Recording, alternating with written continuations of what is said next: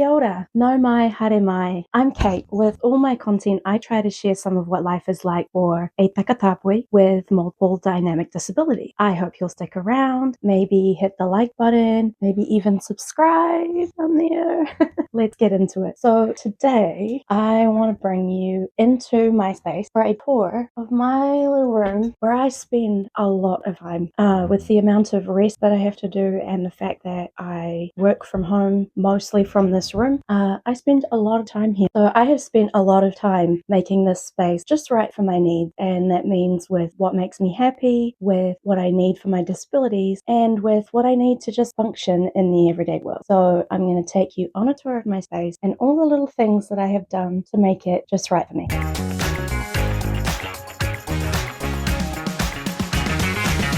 Now, it does occur to me also that I should probably explain what my living situation is. So I live in Palmerston North in New Zealand, and I live in a shared flat with 3 young women flatmates. The head tenant / landlord, her name is Bethany. She is an absolutely phenomenal person, but aside from that, she has a form of muscular dystrophy, Friedreich ataxia. So she uses a power chair and has a number of access needs, and that means that because her family own this house, she has been able to have it fully adapted, and that means that me and my little access needs get to mooch off of that. No, we've become good friends, and I think we'll be friends for a very long time to come. She is amazing. But yeah, we live in this shared flat that her family owns the house, so it's been fully adapted. It's fully accessible. I have, this room in this house. We share the rest, but this room is what I'm going to be giving you a tour of because it's my space, and it's the space that I have adapted, to the nth degree to make it just right for me, because as I said, I do spend a lot of time in here. Alright, so the first thing I want to show you is something that a lot of you probably know about already. I made an Instagram video about it back in, I want to say 2023, and it went pretty viral. I think to this day it is my most viral video, but what I have on my bedroom door is this little pop socket here. And that little pop socket, I come through the door, trying to do this one-handed. It lets me shut my bedroom door behind me without having to reach like this to the handle and wreck my shoulders. So that's the first thing I wanted to show you is my handy-dandy little pop socket. So when you come in the door, this is what you see. This is my space, and I'll take you through point by point. I'm not entirely sure how I'm going to structure this video, but I figure the most obvious way is to just make my way around the room and point out little things that I think are worth pointing out. So let's do that. First come in the door, first thing is the desk. So on the desk, again, this was another very popular and a more recent Instagram video, but I have these little broom bracket on my desk, and then I have another one over there by my bed. So I just picked those up for like $4 from Kmart, and yeah, they keep my crutches nice and secure so that they're not falling over the floor and stuff, getting damaged and damaging my room and my furniture. That's the first thing you see. And the desk itself obviously does not have a chair because I BYO chair wherever I go, of course. Now, I have got set up on my desk these 2 stands for my iPad. The reason I have both of those is because one of the conditions that I have that causes me a lot of grief is cervical instability. And the biggest, so that basically means that the ligament in my neck, they don't support my spine properly, and so the vertebrae slip and slide around and rub against things that they're not supposed to, and it causes me a lot of pain and honestly a whole laundry list of symptoms that I won't go into right now. But the biggest trigger for all those problems that it causes is doing this and flexing my neck forward. So when it comes to using my iPad, working on stuff, I need to make sure that things are at the right level for me to keep my head up straight. So yeah, these 2 stands help me do that, and of course this one is further adjustable so that I can get the angle just right depending on what I'm doing. And the nice thing about this is it has built-in USB port for charging stuff, and I can keep my planners and keyboard and stuff tucked under there, so it's very tidy and satisfying. A couple of other things on my desk that I will point out. So I have here this projector light light, which you can't really see the full majesty of it in the daylight, and I don't always have it on during the day. In fact, I usually turn it off during the day, but in the evenings and that, it's a really nice way to like soothe my senses. So I particularly find too, like after therapy, if I'm really shaken up, I can close my curtains, I can turn my sensory light on, I can put my oil diffuser on, and I can make like a really nice sensory soothing environment that helps me calm myself down. We also have my pen collection. This has absolutely zero disability or access benefit whatsoever. I just really like pens.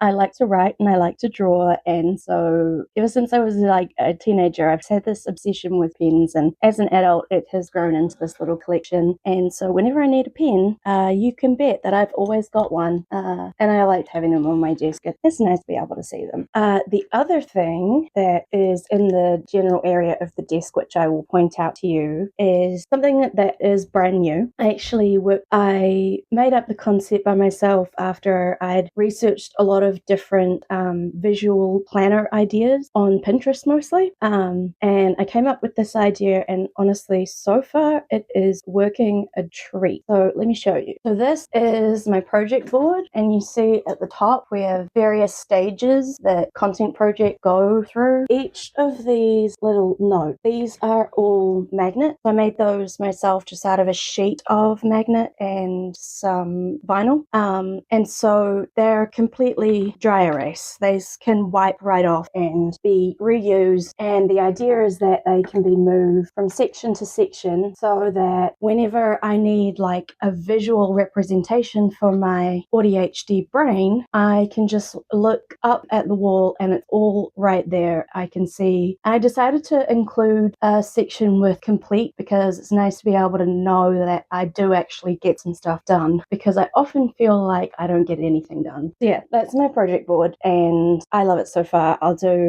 probably do an Instagram video on it at some point when I get a chance.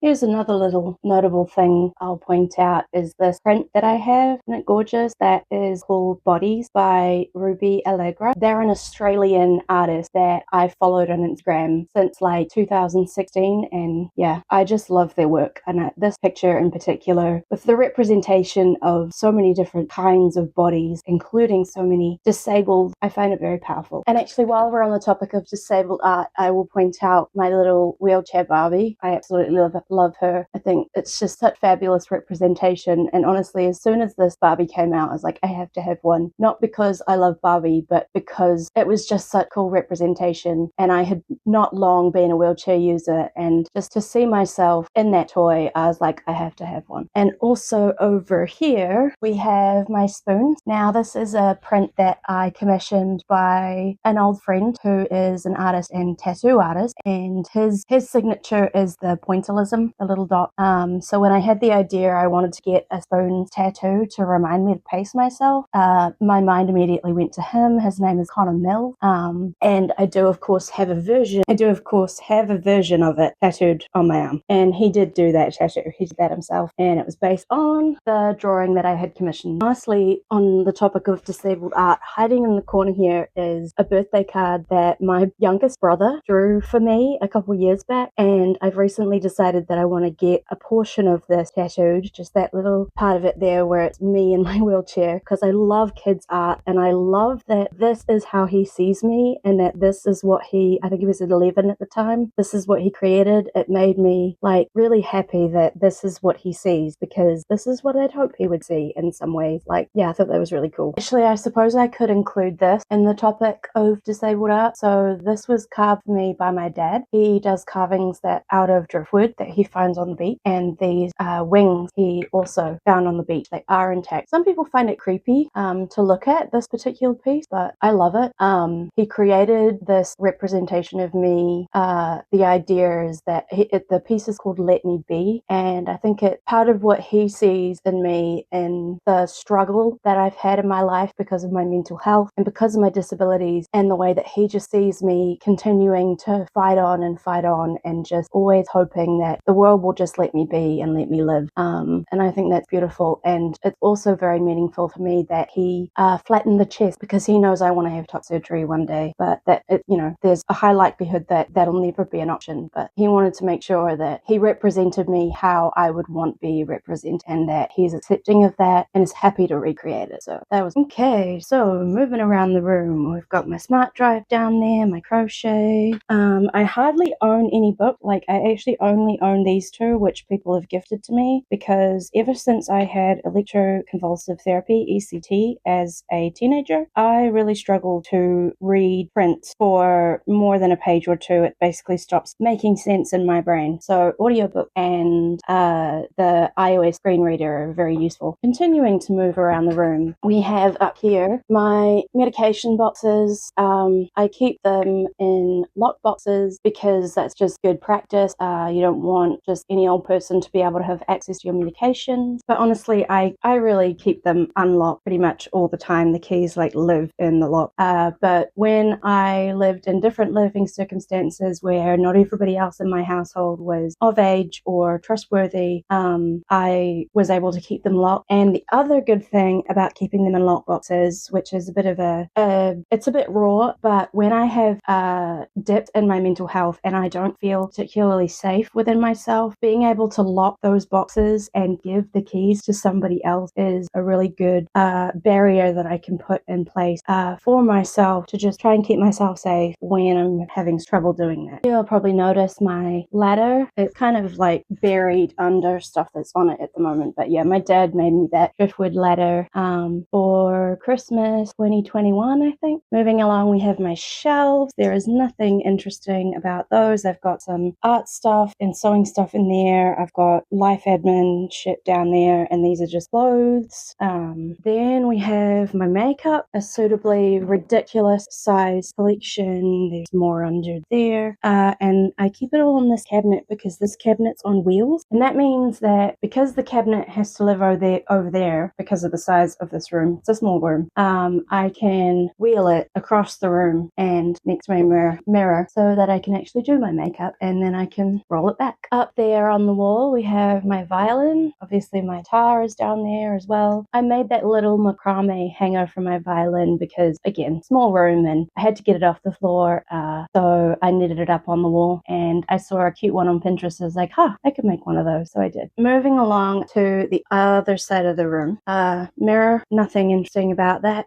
This whiteboard that I have up on my wardrobe door, I just use for my schedule and planning, basically. It doesn't have everything on it, but I like to put just the most important things on it, so that at any point, like project board, at any point I can just glance at it and have a visual representation of what I've got coming up, because that's what worked for my ADHD brain. And you'll notice the little cross off of each day are in different colors. This is a secret little code that I have that's really not so secret, but so the green crosses, those are the days that I have been up and about and busy and functional and doing really well. Notice I haven't had many of them this month. The red cross off, those are days that I have had to rest all day and haven't really managed to get anything done. And you might guess that the orange cross off, there are days where it's somewhere in between, where I've gotten some stuff done, but not a whole lot, and a lot of resting has had to happen. And this, again, is a visual representation that helps me keep track of my pacing and knowing what is realistic for how much I can pack into a week and what the fallout or consequences of that is going to be. And moving on, we then have this set of shelves. Now, there's nothing particularly interesting about this set of shelves, but it is where I keep all my medical supplies. So each of those drawers is organizing a different category of stuff. It's not all medical supplies, I should point that out. So it's the ones down the far side, that's medical supplies. So I have irrigation packs and catheter pack,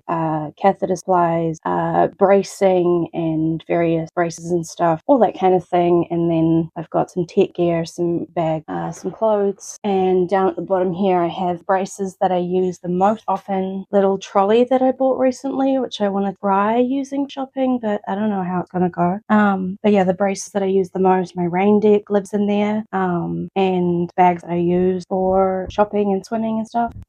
You'll see down there, that's my ski gear. So I've got that out at the minute because I'm going to the ski fields in a couple of weeks. So I've got that out, but yeah, that's just nowhere better to put. And then we come to my bed, and my bed is probably the space in the room that I have the most to talk about. So here we go. So the first thing that I'll mention when I talk about my bed is this neat little rug that I have on the floor. Again, I have made an Instagram video about this before. So that rug is waterproof. I made it myself out of a faux sheepskin rug with a washable puppy pee pad sewn onto the bottom of it, and I made sure that it was one that was completely waterproof, and had an actual plastic bottom layer to it. So when my lovely little catheter starts leaking because the bag's lit, or I haven't closed it fully, or something has knocked it, or it has been tugged and come unplugged and I haven't realized, there's lots of ways it can happen. Point is, the rug is there to protect the carpet from getting covered in that leakage. So that's the first about my little bed setup. The next thing about my bed setup is the fact that my bed is a profiling bed. Which means it's an electric bed. So it has this neat little controller, like a hospital bed. It almost is a hospital bed, but it's not because I didn't want one, and there's a whole video on that. But yeah, it moves. So yeah, I don't know. Can you see that? Can you see it moving? Can't really tell. It happens so slowly. And I don't know if you can tell from that angle. But anyway, it's a profiling bed and it goes up and down, all of that. Which obviously is very useful for being someone who spends a lot of time in bed resting, but not actually sleeping. Not actually sleeping, and I have a lot of things set up there. So the other thing that I have set up for a lot of resting in bed is this over bed table. Again, pretty self-explanatory. It kind of, a standard in hospital rooms. A surface that I can always reach, where I can put food, where I can put drinks, where I can put my iPad, where I can charge my phone and all of that. It's a great surface for that, and it's completely adjustable. So if I've adjusted my bed, I can adjust the table angle or height to be just where I want it to be. Then you might ask, why do I also have this thing? This thing, believe me when I say that this thing right here is a game changer. So like I mentioned before, I have cervical instability. That means that flexing my neck like this is the worst thing that I can possibly do. It also means that lying back and having my neck straight is just about the only resting position that doesn't cause me more pain. So the combination of profiling bed, being able to lift the head of bed up, let me show you. Let me demonstrate. I may as well. So if I lift the head of the bed up like this and get it on the right angle, then I can also set this contraption to hold my iPad at exactly the right angle so that my neck stays in the right position. When I'm resting in bed, I'm still able to chip away at work from bed because I can set this contraption up at just the right angle, and these hold the iPad in place so that I can tilt it even, on an angle like that, and it won't fall on my face. So yeah, this thing has been a game changer. Whatever angle I'm on in my bed, I can adjust that to just perfectly mirror it so that my neck stays in the right position. Okay, what else is there to talk about with my bed? So my bed also has these, one on this side and one on this side. Those are called bed levers. They're just little rails that sit there so that I can transfer more easily, and also so that I can roll myself over in bed at night, because something you may or may not think about is that when you're paralyzed from the waist down, rolling over is not so easy. You definitely have to use your arms, kind of muscle yourself across. So that's what those are for. What I also have set up for resting, within reach from my bed, I have the multi-boards with individual buttons for every appliance. So this means that everything stays plugged in and turned on, basically. But if I'm doing it, if I'm stuck in bed, or if I'm trying to deliberately rest, but I want my fan on, or I want my heater on, or I want my lamps on, I have a button for it within reach so that I can just turn things on at will without having to get up. I also have my smart light bulb.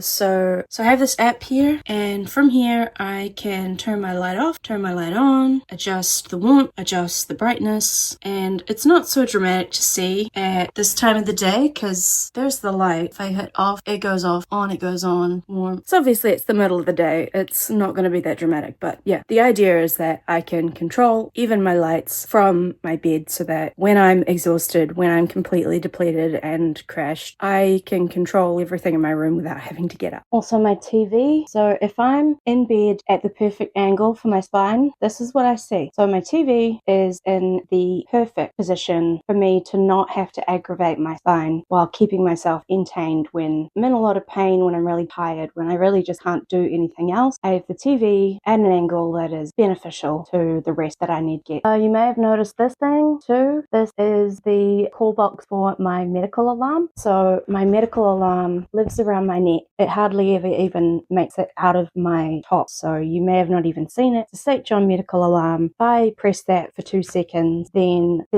this box on the wall will automatically call for emergency services, and I can talk to someone at St. John before it goes through to the actual 111 service, and they can sort of triage me to help figure out, do I need someone to come and see me, or do I need them to send a message to my emergency contact? Do I need them to call one of my flatmates? Whatever it is. So yeah, the classic, if I have a fall, if I have an emergency, I hit the button and that's it. And the last thing that's vaguely disability specific is bedside.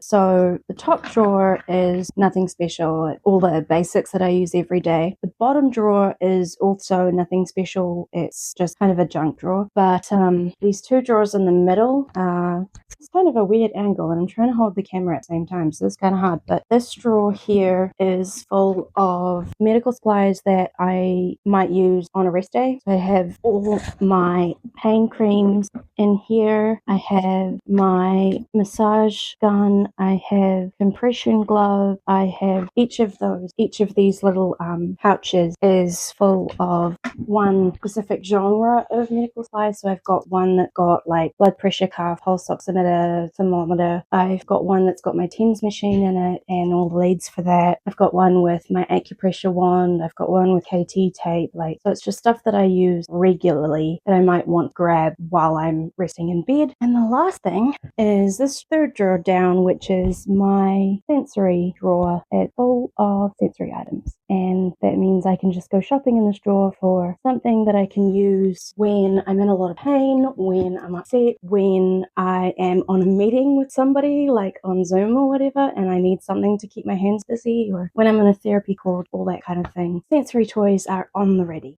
So that is my space, and in terms of aesthetic, you can see it's pretty colourful, it's kind of fun. It's definitely not minimalist, which is a philosophy that is actually quite valuable and important to me, is minimalist philosophy. You can see this is not a minimalist room, but everything in this room has been very carefully rationalised and thought about and considered for me, for myself. And I like to have it vibrant and alive like this because I spend so much time in here, and I want it on my bad days feel like it's not a punishment to be stuck in this room. There's nothing that I can do about the fact that I need to spend a lot of time in bed, but I can do a lot to make the space that I spend that time in feel welcoming, feel fun, feel like me, feel like a space that I'm not doomed to be in, but actually that I get in. So yeah, that's my space, and I hope that seeing all the different ways that I have hacked it be accessible has given you some ideas. If not, I hope you've just found it educational. What do you think of this space? Do you have any further ideas for me that I could use to make it even better? And what are your thoughts about how I have got it set up at the moment? Let me know in the comment. I will see you in the next one. Ka